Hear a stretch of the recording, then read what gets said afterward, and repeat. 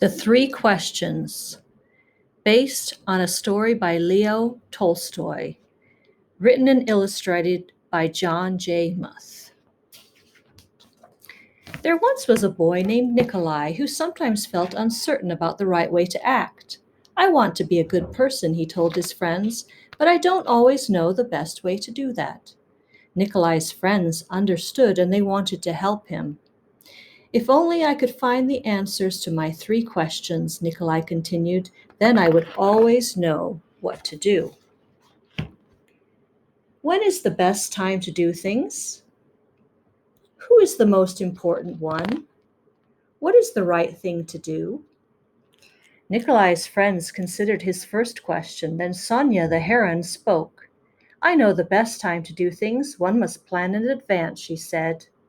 Gogol, the monkey who had been rooting through some leaves to find something good to eat, said, You will know when to do things if you watch and pay close attention. Then Pushkin, the dog, who was just dozing off, rolled over and said, You can't pay attention to everything yourself. You need a pack to keep watch and help you decide when to do things. For example, Gogol, a coconut is about to fall on your head. Nikolai thought for a moment. Then he asked the second question, Who is the most important one?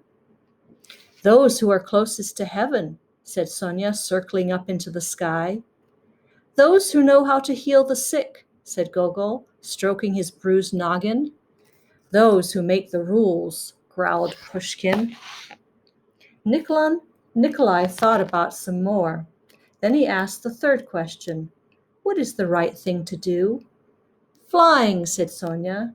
Having fun all the time, laughed Gogol. Fighting, barked Pushkin right away. Then the boy thought for a long while. He loved his friends. He knew they were all trying their best to help him answer his questions, but their answers didn't seem quite right. Then an idea came to him. I know, he thought, I will ask Leo the turtle. He has lived a very long time. Surely he will know the answers I am looking for. Nikolai hiked up high into the mountains where the old turtle lived all alone. When Nikolai arrived, he found Leo digging a garden. The turtle was old and digging was hard for him. I have 3 questions I have come to ask for your help, Nikolai said. When is the best time to do things? Who is the most important one? What is the right thing to do? Leo listened carefully, but he only smiled. Then he went on with his digging. You must be tired, Nikolai said at last. Let me help you. The turtle gave him his shovel and thanked him. And because it was easier for a young boy to dig than it was for an old turtle, Nikolai kept on digging until the rows were finished. But as he finished, the wind blew wildly and rain burst from darkened clouds. As they moved towards the cottage for shelter, Nikolai suddenly heard a cry for help. Running down the path, he found a panda whose leg had been injured by a fallen tree. Carefully, Nikolai carried her into Leo's house and made a splint for her leg with a stick of bamboo. The storm raged on, banging at the doors and windows. The panda woke up. Where am I, she said, and where is my child? The boy ran out of the cottage and down the path. The roar of the storm was deafening. Pushing against the howling wind and drenching rain, he ran further into the forest. There he found the panda's child, cold and shivering on the ground. The little panda was wet and scared, but alive. Nikolai carried her inside and made her warm and dry. Then he laid her in her mother's arms. Leo smiled, and he saw what the boy had done.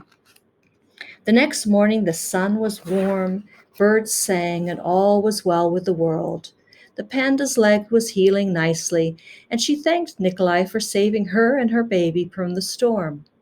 At that moment, Sonia, Gogol, and Pushkin arrived to make sure everyone was all right. Nikolai felt great peace with himself.